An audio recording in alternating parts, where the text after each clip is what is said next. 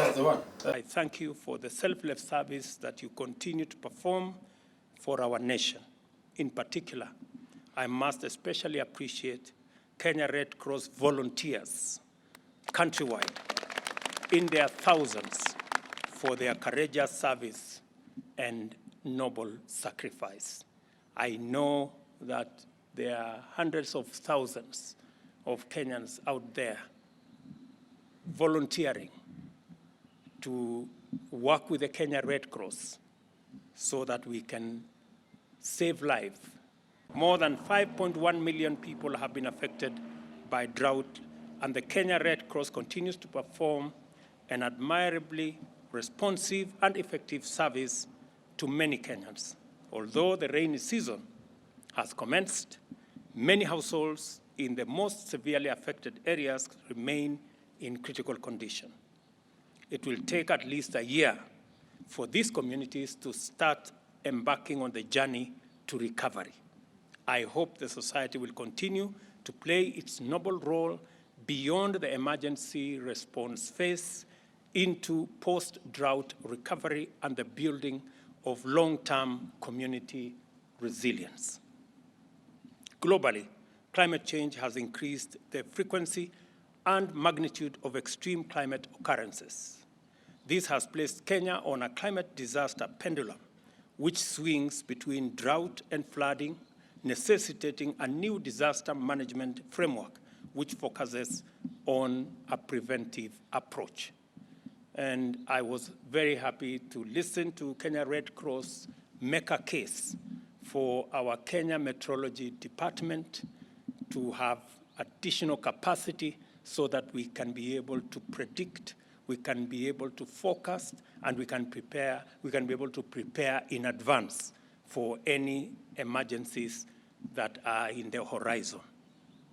Such an approach must leverage the progress made in climate science, which has made actionable data more reliable, enabling us to predict, prepare, and respond to disasters much more effectively and way before they actually happen.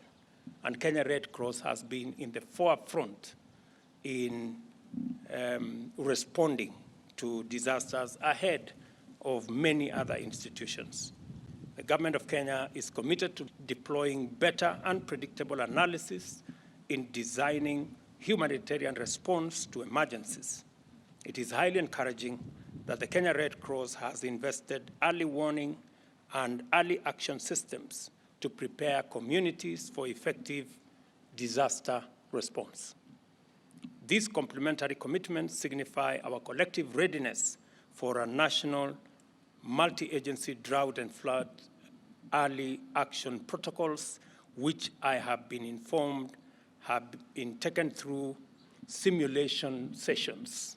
The government of Kenya is going to reconsider the Kenya Risk Management Law that will provide a better framework and will also provide a consistent and legal framework for us to engage in the management of risk and disasters in our country.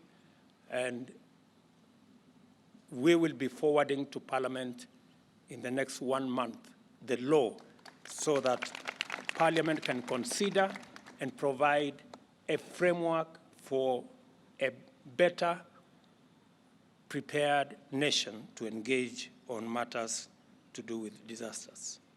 I must emphasize that protecting and supporting and mobilizing for the rescue of populations in times of need remain a cardinal principle of the government at all times. This includes providing the necessary resources for humanitarian and development operations, as well as the coordination of external support.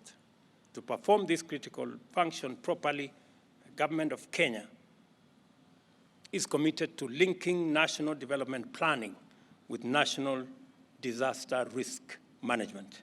In recognition of the need to strengthen the capacity of local institutions, the government of Kenya and the Kenya Red Cross jointly reiterate the call to urgently configure international humanitarian financing mechanisms in favor of national institutions and local capacity in line with the localization agenda adopted at the World Humanitarian Summit in 2015. We're going to reconsider the decision that was made by the government of Kenya 20 years ago, or thereabout, not to provide a budget line for the Kenya Red Cross.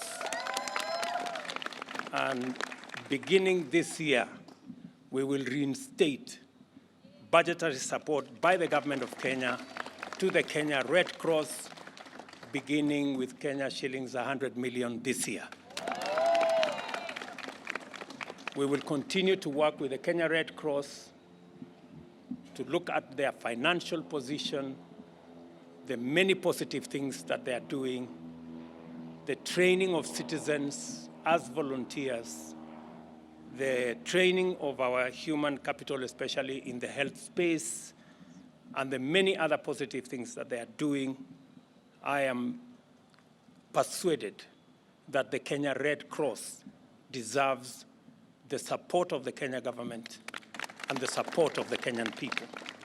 I call on all our partners and donors and other stakeholders to join the government of Kenya in supporting the Kenya Red Cross to undertake its auxiliary role in connection with humanitarian matters. Enabling the society to perform its role in full enhances Kenya's standing as a good and kind neighbor in our region that continues to struggle with the unfortunate profile of a troubled neighborhood.